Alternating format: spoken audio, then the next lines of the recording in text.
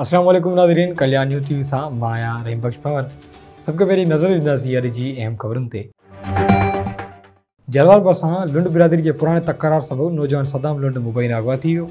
नौजवान जे वारसनि एहतियात दौरान मुखालिफ़नि ते अगवा जो इल्ज़ाम हणंदे चयो त असांजो माइटनि सां पुराणो तकरार हलंदड़ हो। असांजो नौजवान यारो लुंड खां मोटरसाइकिल ते स्कूली ॿार ॻोठ खणी अची रहियो हो त हथियारबंदनि स्कूली शागिर्दनि खे छॾे सदाम लुंड खे मोटरसाइकिल समेत खणी विया आहिनि। असांखे शक आहे त किथे नौजवान खे मुखालिफ़ मारे छॾनि, नौजवान खे वापसि करायो वञे। नाज़रीन, बांसियाबाद में दुआ चौक ते 3 नामालूम हथियारबंदनि मुबैना फायरिंग ॾिनी। फायरिंग में गोलियूं लॻण सबबि हिकु अब्दुल वाहिद इमामुद्दीन बोज़ार फ़ौत थी वियो ऐं ज़ुल्फ़कार लुंड ज़ख़्मी थी पियो।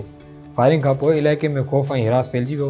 इन मौक़े ते ज़ख़्मी ज़ुल्फ़कार लुंड चयो त मेंह जे वाड़े ते खीर खपाईंदड़ मज़दूर सां मुंहमारी थी, जंहिं बाद 3 जवाबदार हमलो करे फायरिंग कई। फायरिंग सबबि माण्हुनि में भॼ पइजी वई। भॼ दौरान नौजवान जमशेद चन्ना ज़ख़्मी थी पियो। ज़ख़्मी नौजवान अस्पताल में ज़ख़्मनि जा सूर न सहंदे फ़ौत थी वियो। इन मौक़े ते हद जी पुलिस चयो त जवाबदार जी ॻोल्हा जारी आहे ऐं जल्द गिरफ़्तार कयो वेंदो। जरवाल जे रहवासी मासूम इंसाफ़ बोज़ार प्रेस क्लब ॾाढो एहतिजाज कंदे दायो त मुंहिंजो पीउ माशूक बोज़ार नशो कंदो आहे। मुंहिंजी माउ 1 साल अॻु तशदुद करे घरां कढी छॾियो ऐं निकाह बि टोड़ाए छॾियो आहे। मां हिन वक़्तु पंहिंजी अमल वटि रहां थो। मुंहिंजे पीउ हिकु दफ़ो ज़ोरी मूंखे खणी वियो ऐं घर में नशो पी मूं ते तशदुद कंदो हो। मां वॼ वठी उतां निकिरी पंहिंजी माउ वटि पहुतुसि। हाणे रोज़ु मूंखे खणण लाइ अचे थो। मां पंहिंजे अमल सां रहणु चाहियां थो ऐं ख़दशो आहे त किथे मारे न छॾे। मूंखे तहफ़ुज़ फ़राहम कयो वञे। बिलावल भुट्टो ज़रदारी चयो आहे त SIUT पूरी दुनिया में हिकु अहिड़ो इदारो आहे जेको इंसानियत जे नाते कमु करे रहियो आहे। डॉक्टर अदीब रिज़वी जी पूरी ज़िंदगी जी महिनत जे नतीजे में असांजे सूबे ऐं मुल्क में अहिड़े क़िस्म जी सहूलियत मौजूदु आहे। असीं डॉक्टर अदीब रिज़वी लाइ दुआगो आहियूं। हुन चयो त SIUT सबूत आहे त जेकॾहिं सही माण्हुनि खे कमु ॾींदो वियो आहे ऐं सुठे माण्हुनि खे हुकूमत कमु वठी फंड ॾींदड़ आहे त पोइ अहिड़े क़िस्मनि जा बैनुल अक़वामी इदारा ठहंदा आहिनि। ऐं चयो त कराची सखर खां पोइ लाड़काणे में बि SIUT जहिड़ा इदारा आहिनि ऐं NICVD जे तरस वांगुरु असां SIUT जहिड़ा इदारा सिंध जे हर ज़िले हेडक्वार्टर में खोले सिंध जे माण्हुनि खे संदनि दर्दनि ताईं सिहत जूं सहूलियतूं पहुचाईंदासीं। म्यूनिसिपालिटी जो फ़लसफ़ो आहे त आवाम खे मुफ़्त इलाज संदनि दर्द ताईं पहुचायो। अहिड़े इज़हार हुन SIUT इस्पताल लाड़काणे जे इफ़्तिताह दौरान कयो। इन मौक़े ते वॾो वज़ीर मुआज़ अली शाह, वज़ीर सिहत अज़रा पेचो ऐं ॿिया गॾु हुआ।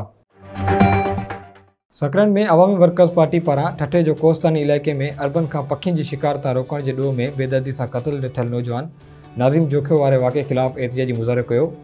इन मौक़े ते ॻाल्हाईंदे फैज़ कीरियो, मसूद शाह ऐं ख़ालिद सोलंकी चयो त हिन शर्मनाक अमल जी सख़्त लफ़्ज़नि में मज़म्मत कयूं था जो हिकु पंहिंजे ई सिंधी खे क़त्ल करायो आहे। सिंध अंदरि वधंदड़ बोतारकी रोशन इंसान खे इंसान नथी सम्झे, जे सबबि अहिड़ी क़िस्म जा वाक़िया जनम वठी रहिया आहिनि। हिननि चयो त जेसि ताईं कानून पारां अहिड़नि वाक़िअनि जो जवाबदारनि खे इबरतनाक सज़ा नथी मिले, तेसीं अहिड़नि क़िस्मनि जा वाक़िया थींदा रहंदा।